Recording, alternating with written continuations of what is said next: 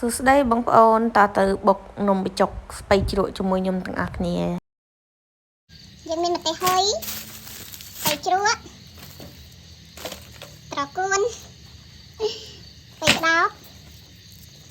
ខ្ទឹមសខ្ទឹមក្រហមនំបញ្ចុកនេះបន្ទាប់ពីរៀបរាប់មកបន្លែខ្លះៗហើយខ្ញុំក៏ចាប់ផ្ដើមយកបន្លែស្ពៃក្តោបនិងត្រកួនយើងកាត់វាជាកង់ហើយលាងទឹកស្អាតយកទៅស្រុះវាអញ្ចឹងណាបងប្អូន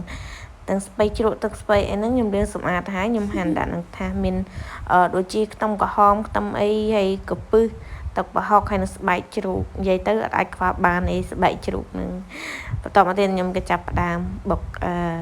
នេះខ្ញុំដាក់ប៊ីចេងស្ករខ្ទឹមសហើយក៏ដូចជាម្ទេសខ្ញុំប្រើម្ទេសស្រស់ខ្លះម្ទេសហុយខ្លះដោយសារតែម្ទេសឥឡូវវាឡើងថ្លៃមកលឺថា1គីឡូ30000អីណាយល់ក៏ថ្លៃបន្តមកខ្ញុំក៏ដាក់ទឹកប្រហុកចូលបន្ទាប់ពីដាក់ទឹកប្រហុកហើយយើងលាយកូរវត្តហើយភ្លក់រសជាតិមកល្មមយើងចាប់ផ្ដើមដាក់កំពឹសដាក់ចំណុះខ្លាញ់យើងចូលបន្តមកយើងកូរវត្តមកបន្តមកទៀតខ្ញុំក៏ចាប់ផ្ដើមដាក់ស្ពៃជ្រក់ចូល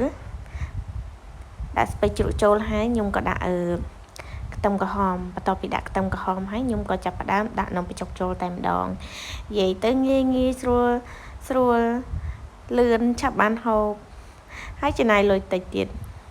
មកថាធំធ្វើអស់ប្រហែលមិនដល់10000ទេយីរូបគឺមិនដល់10000ទេហើយបានរសជាតិដែលយើងចង់បានទៀត